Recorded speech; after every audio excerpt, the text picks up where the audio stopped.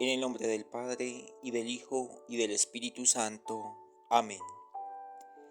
Te doy gracias, Señor. Tanto estabas enojado conmigo.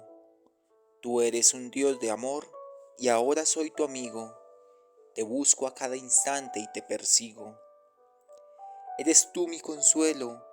Tú eres el Dios que salva y da la vida. Eres todo el anhelo de esta alma que va herida, ansiándote sin tasa ni medida. En mi tierra desierta, tú de la salvación eres la fuente. Eres el agua cierta que se vuelve torrente y el corazón arrasa dulcemente. Quiero escuchar tu canto, que tu palabra abrace mi basura con alegría y llanto. Que mi vida futura espejo sea sin fin de tu hermosura. Amén.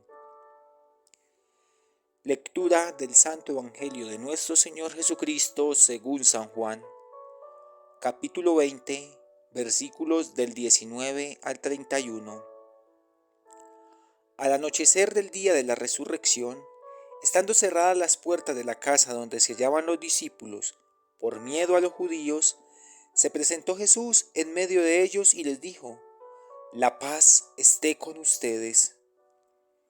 Dicho esto, les mostró las manos y el costado. Cuando los discípulos vieron al Señor, se llenaron de alegría. De nuevo les dijo Jesús: La paz esté con ustedes. Como el Padre me ha enviado, así también los envío yo. Después de decir esto, sopló sobre ellos y les dijo: Reciban el Espíritu Santo. A los que les perdonen los pecados, les quedarán perdonados, y a los que no se los perdonen, les quedarán sin perdonar. Tomás, uno de los 12, a quien llamaban el gemelo, no estaba con ellos cuando vino Jesús, y los otros discípulos le decían: Hemos visto al Señor. Pero él les contestó: Si no veo en sus manos la señal de los clavos, y si no meto mi dedo en los agujeros de los clavos, y no meto mi mano en su costado, no creeré. 8 días después, estaban reunidos los discípulos a puerta cerrada, y Tomás estaba con ellos. Jesús se presentó de nuevo en medio de ellos y les dijo: La paz esté con ustedes. Luego le dijo a Tomás: Aquí están mis manos, acerca tu dedo. Trae aquí tu mano, métela en mi costado, y no sigas dudando, si no cree. Tomás le respondió: Señor mío y Dios mío. Jesús añadió: Tú crees porque me has visto. Dichosos los que crean sin haber visto. Otros muchos signos hizo Jesús en presencia de sus discípulos, pero no están escritos en este libro. Se escribieron estos para que ustedes crean que Jesús es el Mesías, el Hijo de Dios, y para que, creyendo, tengan vida en su nombre. Palabra del Señor. Gloria a ti, Señor Jesús. Hermanas y hermanos, por allá en el año 2000, el entonces Papa Juan Pablo II instituyó este segundo domingo de Pascua como el Domingo de la Divina Misericordia. Nosotros en nuestras devociones populares tenemos la devoción precisamente a Jesús misericordioso, y muchos de ustedes oran con la coronilla la Divina Misericordia. El costado abierto de Jesús, aquel en el que Tomás, en medio de su incredulidad, quiso meter la mano para comprobar que era el Señor, es el que nos proporciona un corazón misericordioso, ese corazón del cual en la cruz había brotado sangre y agua como una fuente inagotable de misericordia para con nosotros. Es un corazón que sigue abierto, porque la misericordia del Señor no conoce límites. Mis hermanos, al experimentar la misericordia del Señor se ilumina nuestra vida. Dice este Evangelio que hemos proclamado que era el anochecer de aquel día de la resurrección. Y una vida en medio de rencores, en medio de resentimientos, es una vida oscura. Es una vida en la que está de noche. Los discípulos estaban cerrados con las puertas así súper trancadas porque tenían miedo a los judíos. Donde hay misericordia no hay temor, porque lo que nos destruye es el rencor, pero la misericordia nos sana y nos libera.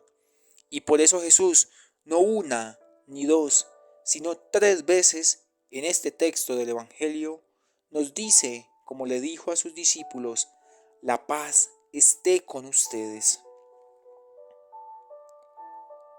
Mis hermanos, pero así como recibimos misericordia, somos enviados a ser misericordiosos. El libro de los Hechos de los Apóstoles nos dice que los discípulos, esta comunidad naciente, tenían un solo corazón y una sola alma.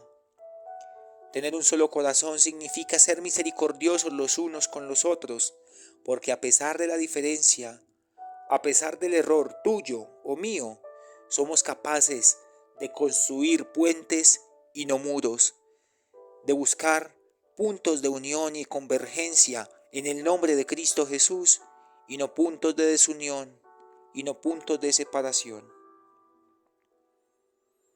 En la vivencia del amor está el cumplimiento del precepto de Dios.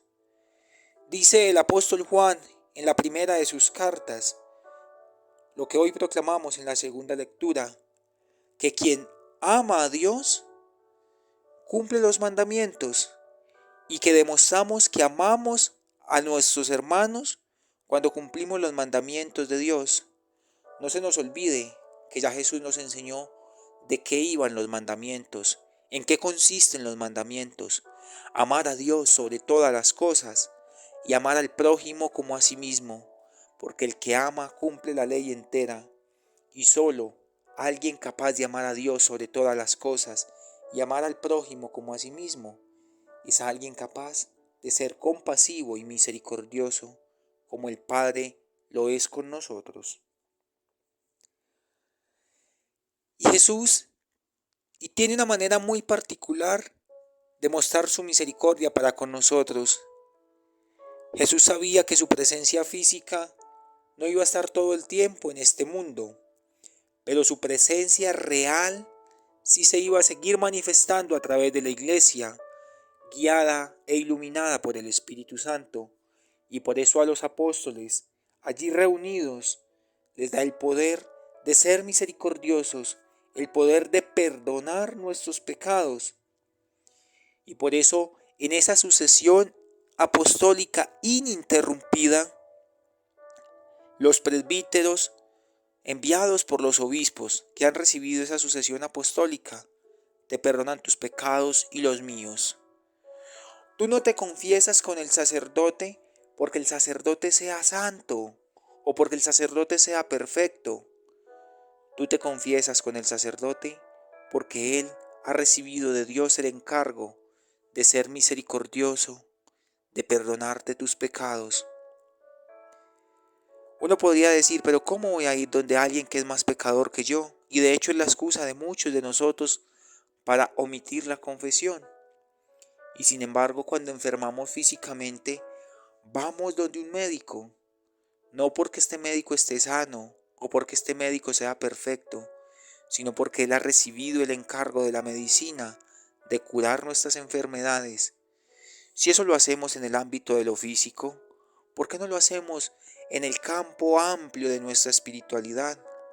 ¿Por qué no buscamos a los encargados de que en el nombre del Señor nos perdonen los pecados, si el pecado es lo que nos destruye, lo que nos mata? La misericordia no tiene que ver con la perfección del sacerdote, tiene que ver con ese amor infinito de Dios para contigo, que está dispuesto a sanarte, que está dispuesto a iluminar tu vida, que está dispuesto a entrar en ti, aunque tengas las puertas de tu corazón cerradas, por el miedo, por el pecado o por cualquier otra razón. Aparece en este pasaje del Evangelio la incredulidad de Tomás. ¿Cuántos de nosotros seguimos incrédulos, dudando de la misericordia de Dios? Pero Tomás se encuentra con una comunidad misericordiosa, una comunidad que le comunica que hemos visto al Señor y que así como el Señor ha sido misericordioso con esa comunidad, también ellos tienen misericordia y le tienen paciencia a Tomás, este hombre incrédulo. Y esta comunidad en la que se manifiesta Jesús es una comunidad que entiende que creyendo tiene vida en su nombre. Mis hermanos, cuando nos decidimos a caminar con el Señor, a veces nuestra racionalidad nos hace daño. Ya basta de querer entenderlo todo. Acéptalo todo con amor. El amor no se explica racionalmente. El amor se experimenta en el corazón, porque es ahí donde Jesús manifiesta su misericordia para con nosotros. Que el Señor te bendiga y acompañe en esta mañana, que guíe tus pasos, que ilumine tu vida y que entre a lo profundo del corazón y te conceda la paz. La paz esté contigo en este día, en el nombre del Padre, y del Hijo, y del Espíritu Santo. Amén.